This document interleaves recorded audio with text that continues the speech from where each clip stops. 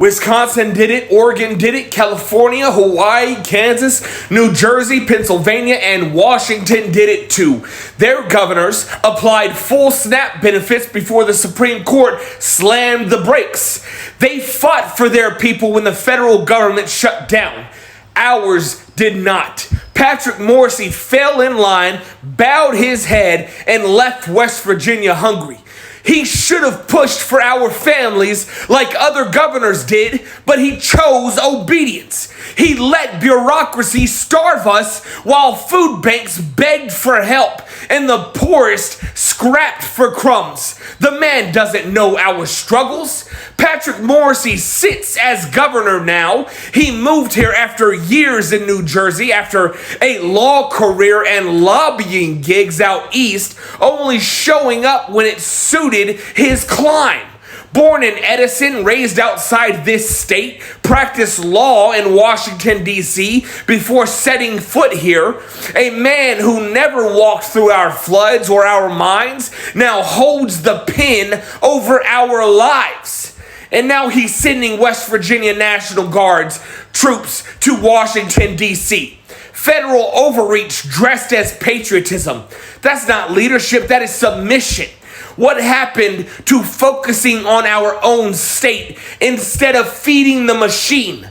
Those troops should be home helping flood victims, repairing bridges, and clearing our roads. Instead, they're being used to score political points in a city that's never cared about us.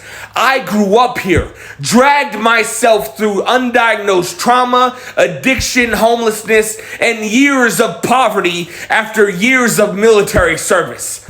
My family roots go deep in this soil, layered with coal dust and factory sweat. Raising my kid here feels like a promise to this place. I'll die fighting for our people, our home, and every worker scraping by on scraps. He will never understand that kind of love. Labor carved this state. The Battle of Blair Mountain isn't just a chapter, it is a heartbeat. Generations fought so we could eat, so we could live with dignity. He's probably never worked a night shift or stood ankle deep in mud after a 12-hour day. Nobody who's lived his life has picked up groceries with change counted from a cup holder. No one in his world has tasted despair mixed with pride after a week that barely paid rent. This place runs on pepperoni rolls and Mountain Dew. Folks carry pride here heavier than paychecks. He hides behind suits and podiums, reading lines written by people who never step inside a trailer park. Each speech he gives drips with detachment instead of devotion. West Virginians, we elected a stranger who paid the right people, shook the right hands, and climbed through a system built to serve him. People were told he'd fight the elites and bring change. Instead, the state got another politician who sees Appalachia as a stepping stone.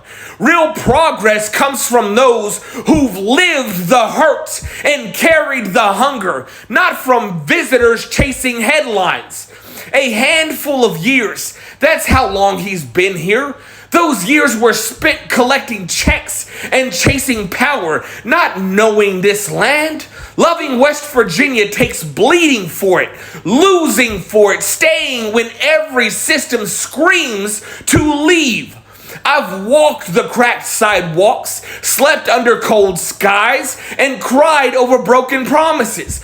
Every empty storefront and fading mural proves this place still has heart. People here deserve a leader who carries that heart, not one who mimics it for applause. Still standing in forgotten towns, I'll keep showing up, raising my voice for mothers who skip meals so their kids can eat, marching beside miners, steelworkers, and teachers who gave everything and got crumbs. This state deserves more than another outsider pretending to care. Morrisey doesn't know our fight. He doesn't feel our fire. West Virginians will remind him who this land belongs to. We built this place and we'll take it back.